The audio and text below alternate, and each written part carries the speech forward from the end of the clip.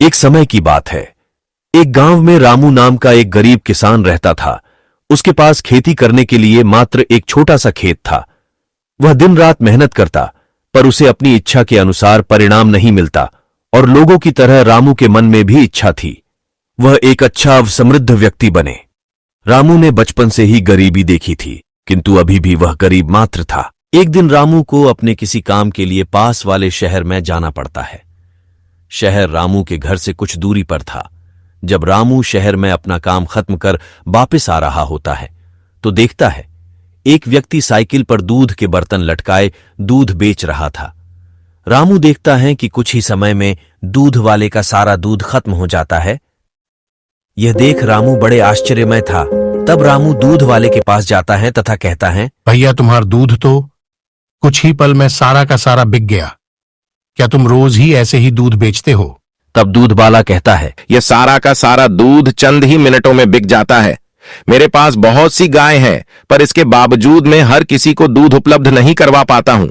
बहुत से घर बिना दूध के ही रह जाते हैं। तब रामू दूध वाले से पूछता है, कितनी कमाई हो जाती है तुम्हारी दिन की? तब दूध वाला कहता है, एक दिन में कम से कम 3000 रुपए। यह सुनकर रामू बड़ा ही हैरान हो जाता है, क्योंकि इतनी कमाई रामू की पूरे महीने की भी नहीं होती थी। इसके बाद रामू वापस घर आ जाता है। रामू घर में पहुंचकर लगातार दूध वाले के बारे में ही सोच रहा होता है। रामू गहरी सोच में होता है। तब रामू की पत्नी कहती है, मैं देख रही हूँ आप जब से शहर से आए हैं कुछ चिंतित और किसी गहरी सोच में लग रहे हैं। तब रामू कहता है, आज मैं शहर में एक दूध वाले से मिला। उसकी आमदनी सुनते मैं हैरान हो गया। जितनी हमारी महीने की कमाई नहीं, उससे अधिक तो वह मात्र एक दिन में दूध बेचकर कमा रहा है। तब रामू की पत्नी, तो क्या हुआ? आप क्यों उसके बारे में सोच खुद को कष्ट दे रहे हो? तब रामू कहता है, मैं खुद को कष्ट नहीं दे रहा हूं, मैं बस यह सोच रहा हूं क्यों ना हम भी दूध का काम शुरू करें। हो सकता है इससे हमारे दिन बदल जाए। तब रामू की पत्नी कहती है, अगर आपको ऐसा लगता है कि दूध का काम करने से ऐसा हो सकता है तो आप काम शुरू कर सकते हैं, किंतु गाय लेने के लिए पैसे हम कहां से लाएंगे?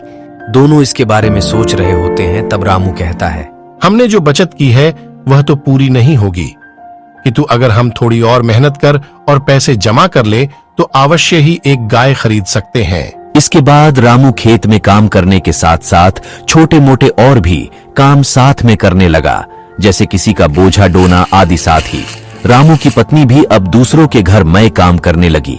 कुछ समय तक लगातार काम करने के बाद दोनों पति पत्नी एक गाय खरीदने लायक पैसे जमा कर लेते हैं।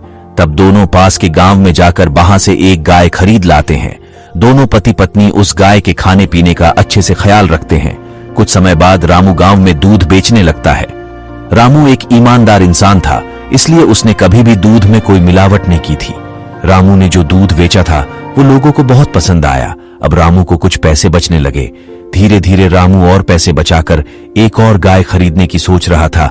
इसके लिए रामू दिन भर खेत और बोझा उठाने का काम करता। शाम होने पर रामू दूध बेचता।